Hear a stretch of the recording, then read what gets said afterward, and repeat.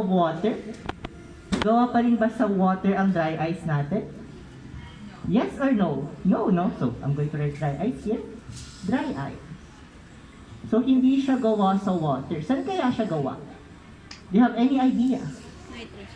Okay, everyone, let's inhale. 1, 2, 3, inhale.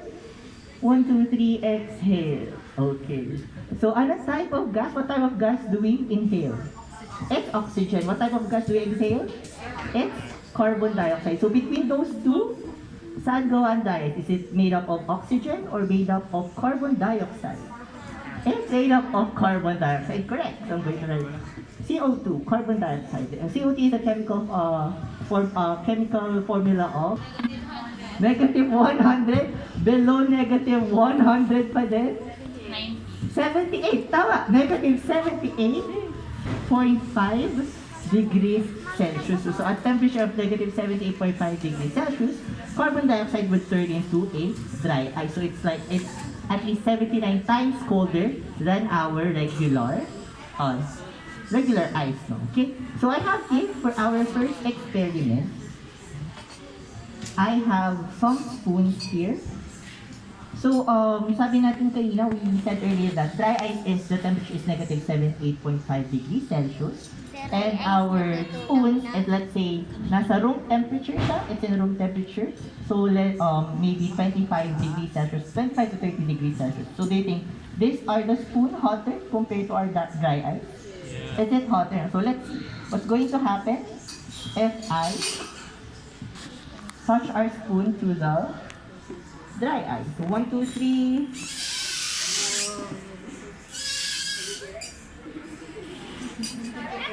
What's happening? So what's that? You are producing a very squeaky sound, no? So is that happening? Have 2 more here. Squeaky. It's a bit irritating to the ears, no? Okay. So why is that happening? So, our birthday ng June? Meron ba? Raise your hands! Happy birthday, everyone! And belated happy birthday to those tapos na ang birthday ng June. So, ayun po. Let's light all of these candles. We have 1, 2, and 3. Okay. So fire is a very important thing to us humans. No? So we use it every day. We use it to cook our food. Sometimes a source of light, and sometimes a source of heat. No? So when our ancestors discovered fire, they use it every day. It somehow helped them to live every day. No? Okay. So here I'm going to just take this dry ice. Joke, hindi pa siya. Ayan, we have smaller pieces of dry ice. And I have here a beaker. I'm going to put a lot of water. Halfway water. Okay. So let's observe if I put a piece of dry ice inside our beaker.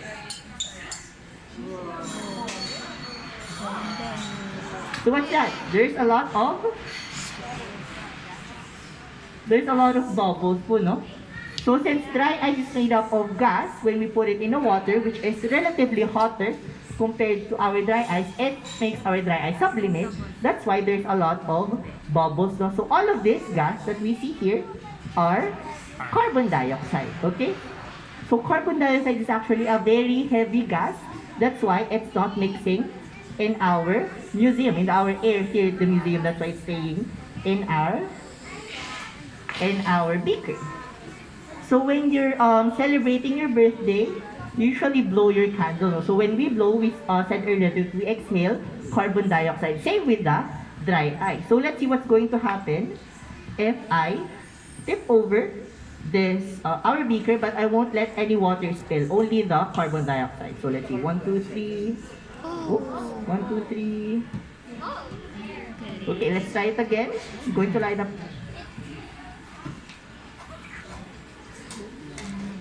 the candles again. So why did our fire extinguish? What's the reason? Is it because of the carbon dioxide? Kaya? Okay, so 1, 2, 3, 1, 2, 3, and 1, 2, 3. Happy birthday, everyone. Okay, so what's the reason behind that? No, bakit namatay yung fire natin? Why did our fire die?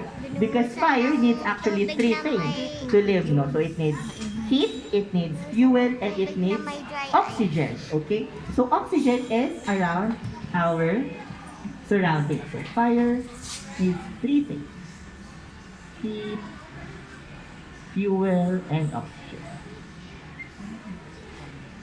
So oxygen is always around us, no? Kasama siya sa ating air. And since we said earlier, carbon dioxide is very heavy, mabigat siya, hindi siya sumasama sa, it's not mixing with our air. When we tip over, our beaker near our flame is actually pushing all of the oxygen away from the fire. So when we remove one of the three things that fire needs, we cannot start a fire. So that's why our fire dies. It's the same thing when we blow, our breath, the carbon dioxide from our breath actually blankets or pushes away the oxygen around the candle. The same thing with the fire extinguishers. It's a bit heavy. So fire extinguishers have carbon dioxide in them, especially the green ones.